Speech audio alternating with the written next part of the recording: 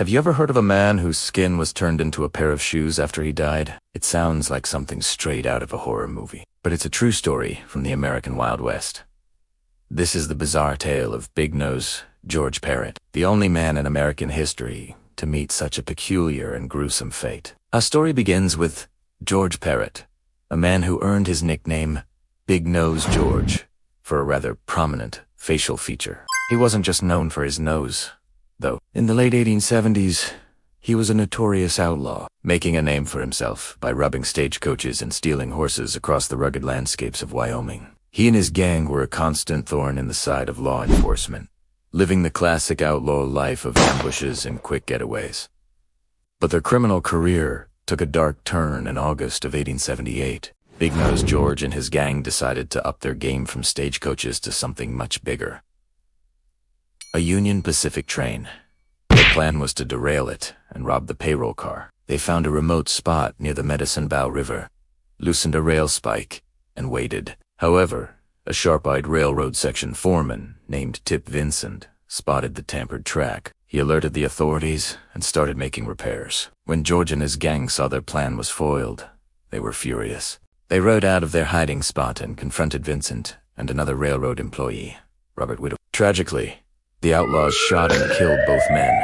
This brutal act turned them from mere robbers into wanted murderers. A massive manhunt was launched, and a hefty reward was placed on their heads. For a while, the gang managed to evade capture, but their luck began to run out. In 1880, 2 years after the murders, a drunken, boastful Big Nose George was overheard in a saloon in Miles City, Montana, bragging about the train robbery attempt. Word got back to the local authorities, and soon, a sheriff from Rawlins, Wyoming, was on his way. George was arrested and transported back to Wyoming to face justice for the murders of the 2 railroad workers. He was put on trial in Rawlins, and the evidence against him was overwhelming. On April 2nd, 1881, Big Nose George Parrott was found guilty and sentenced to hang. His execution was set, but George wasn't the type to wait patiently for his fate. On March 22nd, just weeks before his scheduled execution, he made a desperate attempt to escape from the Rawlins jail. Using a pocket knife, he managed to file down his shackles until they were loose. He then ambushed his jailer, Robert Rankin, striking him over the head with the heavy leg irons. Rankin fought back fiercely, and his wife, hearing the commotion, rushed in with a pistol, forcing George to surrender. News of the escape attempt spread through Rawlins like wildfire. The townspeople were already angry about the murders and frustrated by the slow pace of justice. Now, they were enraged. A mob of over 200 citizens stormed the jail, determined to take matters into their own hands. They dragged Big Nose George out into the street, a rope already around his neck. Their first attempt to lynch him from a telegraph pole failed when the rope broke. The crowd, undeterred, dragged him to a second pole. This time, they forced him to climb a ladder. After they kicked the ladder away, George desperately clung to the pole, trying to free himself. But the mob was relentless. He held on for as long as he could, but eventually, his strength gave out, and he met his end, swinging from a telegraph pole in the streets of Rawlins. And this is where the story takes an even stranger turn. After his death, no family came forward to claim Big Nose George's body. So, 2 local doctors, Thomas McGee and John Eugene Osborne, took possession of it for scientific study.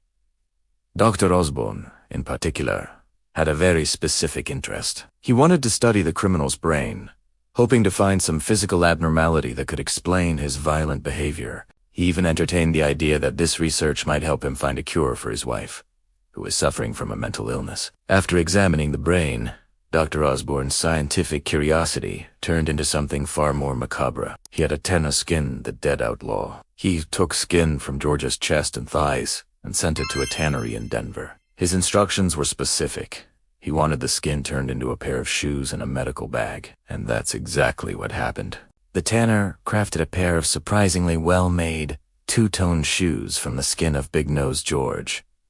Dr. Osborne received his shoes and, according to local legend, was not shy about them. In a twist of fate, Dr. John Osborne went on to have a successful political career, eventually becoming the first Democratic governor of Wyoming. It is widely said that he proudly wore the shoes made from Big Nose George's skin at his inaugural bowl in 1893. Imagine that, the governor dancing the night away in shoes, made from a notorious outlaw. But what about the rest of George's remains?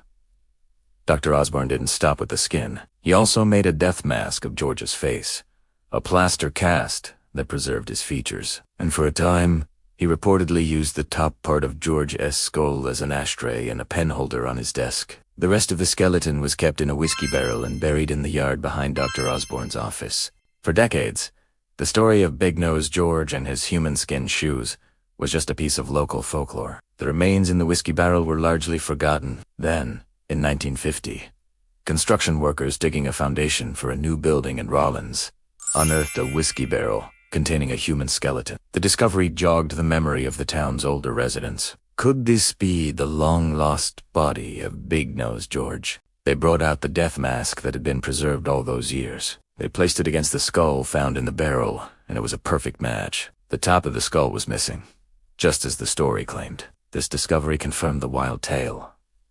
The skeleton was indeed that of Big Nose George Parrott. Today, you can still see the physical evidence of this bizarre chapter of history. The Carbon County Museum in Rawlins, Wyoming, has a truly one-of-a-kind exhibit. On display are the infamous shoes made from Big Nose George's skin, looking surprisingly ordinary if you don't know their origin. Alongside them are the plastered death mask in the top part of his actual skull. It's a chilling and fascinating display, a tangible link to a wild and brutal past. The medical bag that Dr. Osborne also had made from the skin, however, has never been found and remains a missing piece of this strange puzzle.